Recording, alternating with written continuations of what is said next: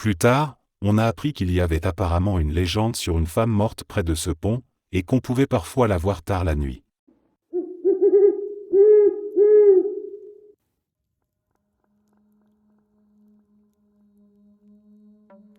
De mes 5 ans jusqu'à environ mes 7 ans, je voyais tout le temps des visages dehors, à la fenêtre de ma chambre au 2e étage. On vivait dans une toute petite ferme, dans une zone très boisée et isolée, et évidemment, il n'y avait personne dehors. Mais chaque nuit, je les voyais. Certains étaient des visages normaux, d'autres avaient des expressions bizarres, et d'autres étaient affreusement déformés et mutilés. Je me souviens encore très clairement de ces visages, mais jusqu'à récemment, je mettais ça sur le compte d'un faux souvenir et d'une imagination complètement débordante. Il y a environ 7 ans, on a quitté cette maison et un ami de la famille, Jake, l'a acheté. Jake avait une fille, Lily, qui avait, au moment où ça s'est passé, 5 ans. Il y a environ 2 ans, je suis allé leur rendre visite, et Jake a demandé conseil à mon copain, parce qu'il étudiait pour devenir médecin. Chaque nuit, Lily affirme qu'elle voit des visages à sa fenêtre, et elle ne veut pas dormir. Tu peux me recommander quelque chose ? Il se trouve que la chambre de Lily est mon ancienne chambre, et qu'elle a le même âge que moi quand j'ai commencé à les voir. J'ai cru mourir. Je suis passionné de science. Je ne crois pas à ce genre de choses. Mais, honnêtement, je n'arrive pas à trouver une explication à celle-là.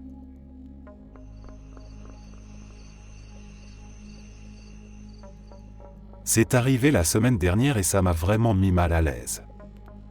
J'étais ami avec une fille quand j'étais ado, pas ma meilleure amie mais on allait au même lycée et j'allais parfois chez elle après les cours pour traîner. Elle était extrêmement silencieuse à l'école et n'avait pas d'amis, donc sa mère demandait souvent à ma mère de m'envoyer chez eux pour qu'elle ait quelqu'un avec qui passer du temps. Ça ne me dérangeait pas parce qu'elle était plutôt drôle et elle parlait un peu quand on était juste toutes les deux. Parfois on faisait nos devoirs ensemble, parfois on regardait juste la télé en grignotant n'importe quoi, parfois elle me racontait des trucs de sa journée d'une voix toute basse comme si elle avait peur que les murs entendent. C'était toujours un peu étrange mais pas dans le mauvais sens, juste différent. Bref, avec le temps on a fini par perdre contact et ça fait super longtemps que je ne lui ai ni parlé ni même vu, genre 15 ans je dirais. J'ai eu d'autres amis, d'autres vies, j'ai déménagé, j'ai travaillé, et elle a complètement disparu de mon quotidien. J'y pensais jamais. Même pas une fois de temps en temps. Elle n'existait plus que comme un vieux souvenir flou d'adolescence. La semaine dernière j'étais à mon bureau au boulot et elle m'est venue en tête d'un coup, sans raison. J'étais juste en train de bosser et j'ai pensé à elle. Et pas juste, tiens, ça fait longtemps, non. Ma pensée exacte c'était, est-ce que XXX est vivante ou morte ? Je ne sais pas pourquoi j'ai pensé ça précisément. Ça m'a même semblé bizarre sur le moment, comme si mon cerveau avait sauté des étapes. Du coup je me suis dit que je demanderais à ma mère la prochaine fois qu'on se parlerait. J'ai continué à travailler mais ça me restait dans un coin de la tête, comme une question que je n'avais pas envie de formuler à voix haute. Et là 2 jours plus tard j'ai reçu un mail de ma mère.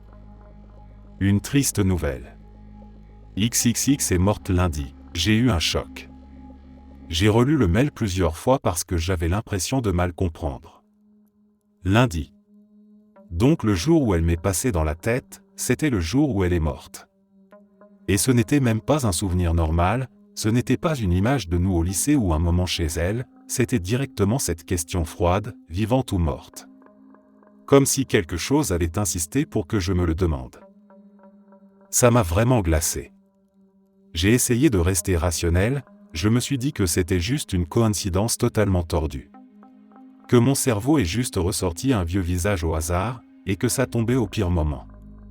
Sauf que je n'avais pas pensé à elle depuis une éternité. Et le jour exact où elle me revient en tête, c'est le jour où elle meurt. J'ai demandé plus tard à ma mère ce qui s'était passé. Elle m'a dit qu'elle avait appris la nouvelle par la mère de XXX, qu'elles étaient restées en contact toutes ces années. Apparemment tout le monde était sous le choc, ça avait été rapide, personne ne s'y attendait. Et pendant qu'elle me racontait ça, j'avais la gorge serrée, parce que je ne savais même pas quoi ressentir. De la tristesse oui, évidemment. Mais aussi ce malaise horrible, comme si j'avais reçu un message que je n'étais pas censé recevoir. Mon côté logique me dit toujours que c'est juste un hasard bizarre. Mais honnêtement, ça m'a secoué. J'ai l'impression que quelque chose s'est fissuré dans mon esprit ce jour-là. Et depuis, dès qu'une personne de mon passé me traverse la tête sans raison, je me demande si je dois m'inquiéter.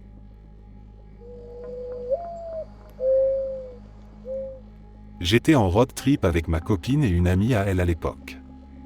C'était en plein milieu de la journée, donc pas d'effet psychologique lié à la nuit, et on décide de s'arrêter pour une pause toilette. On était au milieu des Appalaches, et on voit une petite aire de repos, alors on sort de l'autoroute parce qu'on se dit qu'on n'aura peut-être pas d'autre occasion avant un moment. L'endroit était super basique. En gros, juste un bâtiment de toilette avec un petit parking collé à côté. C'était assez dégagé, donc on pouvait voir tout autour, pas beaucoup d'arbres ni de végétation. Il y avait une seule autre voiture garée de l'autre côté du bâtiment.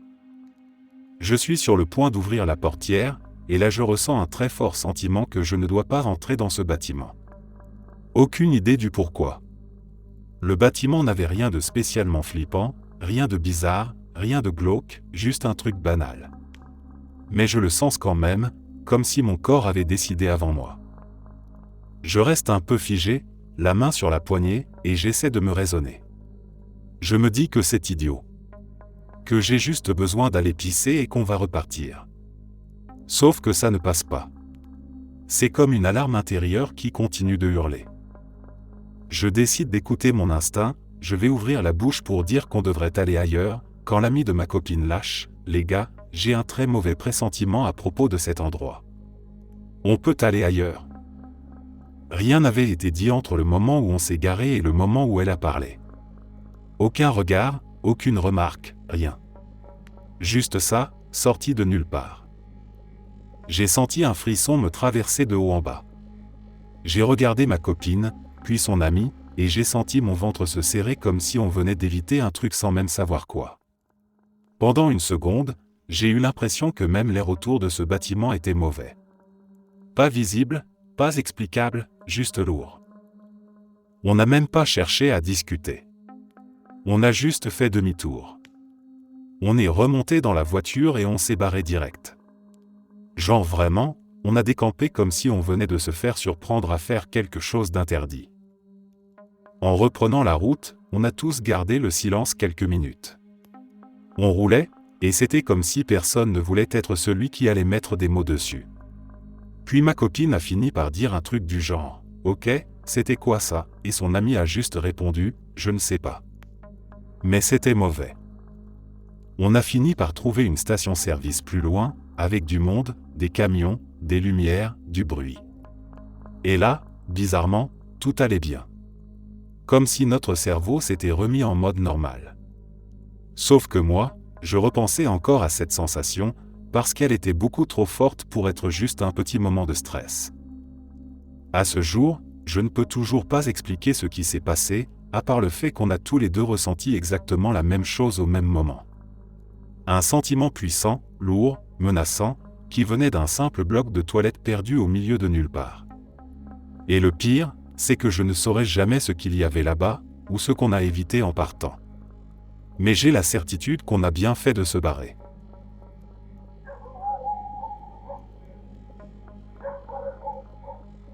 Ils ont filmé certaines scènes de l'Exorciste dans la fac où j'ai étudié. Il y a tout un tas d'histoires de type légende urbaine sur le tournage maudit de ce film, tu peux les chercher si tu veux. J'adore les histoires de fantômes et les légendes urbaines, mais celle de notre campus sur l'Exorciste ne me faisait pas grand-chose. L'idée que le tournage d'un film hollywoodien puisse attirer des fantômes, des démons ou je ne sais quoi, pour venir hanter des étudiants dans leur dortoir, ce n'était pas spécialement effrayant ni intéressant. Surtout comparé à d'autres légendes du campus, comme le dortoir qui avait autrefois été une morgue, ou les tunnels secrets sous le campus qui servaient à transporter des corps jusqu'à cette fameuse morgue.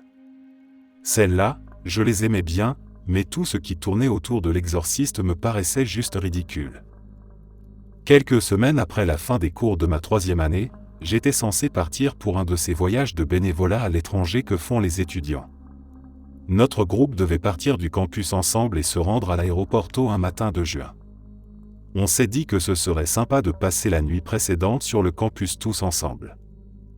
Tous les dortoirs étaient vides pour l'été, sauf un ou deux qui restaient ouverts pour les étudiants d'été. Mais l'une des personnes du voyage était un employé de l'université, qui vivait sur le campus dans un bel appartement climatisé, dans l'un des dortoirs fermés. Et comme tu t'en doutes sûrement, oui, c'était un dortoir où ils avaient filmé une scène de l'exorciste, soi-disant au sous-sol. Dans tout notre groupe, il n'y avait que 2 garçons, moi et mon ami Brian. Les filles ont décidé de faire un grand pyjama party par terre dans l'appartement du personnel, au 4e étage. Brian et moi, on a décidé de partir chercher une chambre vide avec des lits, mais sans clim, dans le couloir. En partie parce qu'on voulait tous les 2 dormir dans un lit, en partie parce que des heures de discussion tardive entre filles ne nous tentaient pas, et en partie parce qu'on connaissait la réputation soi-disant hantée du bâtiment et qu'on trouvait ça amusant. Cette nuit-là, j'avais plein de choses en tête. J'étais super excité par le voyage, je n'étais jamais allé à l'étranger. Je voulais vraiment bien dormir pour commencer le voyage en forme et pas de mauvaise humeur. Mais la chambre qu'on avait choisie, Brian et moi, était incroyablement chaude et étouffante, même avec les fenêtres ouvertes au maximum, et j'avais l'esprit en ébullition toute la nuit, à penser au long vol du matin. Les heures passaient au ralenti. À un moment donné, après des heures à rester éveillé, j'ai commencé à avoir envie d'uriner. Les seules toilettes ouvertes dans le bâtiment étaient au rez-de-chaussée. Je savais que me lever et y aller allait me réveiller encore plus, donc j'ai essayé de me retenir. Et même si je ne croyais pas vraiment à ces histoires ridicules de fantômes de l'exorciste ou autres, l'idée de descendre au 1er étage dans le noir ne m'enchantait pas. Mais au bout d'un moment, l'envie était trop forte. Je me suis levé et, en utilisant mon téléphone comme lampe, j'ai trouvé l'ascenseur, je suis descendu au rez-de-chaussée, j'ai fait ce que j'avais à faire, puis je suis reparti. Je suis remonté dans l'ascenseur et j'ai appuyé sur le bouton du 4e étage. Sauf qu'à la place, l'ascenseur a décidé de descendre, et il m'a emmené au sous-sol. Comme il n'y avait personne d'autre dans le bâtiment cette nuit-là à part nous, mon cœur s'est mis à battre à toute vitesse. J'étais dans un état un peu somnolent, et d'un coup j'étais complètement réveillé en me demandant ce bordel se passait. Quand les portes du sous-sol se sont ouvertes, j'ai fermé les yeux. Je ne voulais pas regarder dehors. J'ai tâtonné jusqu'au panneau et j'ai entrouvert les yeux juste assez pour repérer le bouton du 4e étage. J'ai appuyé dessus. Les portes ont commencé à se fermer, puis elles ont eu un sursaut, comme si quelqu'un avait glissé un bras entre elles pour les empêcher de se fermer. Donc je suis là, debout dans l'ascenseur, dans un silence de mort, en train de transpirer froid alors que le bâtiment était une vraie fournaise, et je n'arrête pas d'appuyer sur le 4, et la porte essaie de se fermer mais n'y arrive pas. Au bout d'un moment, j'ouvre les yeux et je regarde dehors, juste pour vérifier qu'il n'y a vraiment rien qui bloque les portes, et tout ce que je vois, c'est le noir total du sous-sol. Je commence à me dire que je vais devoir sortir dans cette obscurité et trouver les escaliers si je veux retourner à ma chambre. Et c'est là que je l'entends, et je jure devant Dieu que c'est vrai, j'entends quelqu'un marmonner quelque chose dans le noir. Je referme les yeux et je continue de marteler ce bouton, et finalement les portes arrivent à se fermer, et l'ascenseur me ramène au 4e étage. Autant dire que je ne me suis jamais rendormi cette nuit-là, et que j'ai commencé le voyage complètement de mauvaise humeur et en me sentant bizarre. Merci d'être resté jusqu'à la fin. N'oubliez pas d'aimer la vidéo, de vous abonner et de partager vos propres histoires en commentaire. On se retrouve demain à la même heure devant ce feu.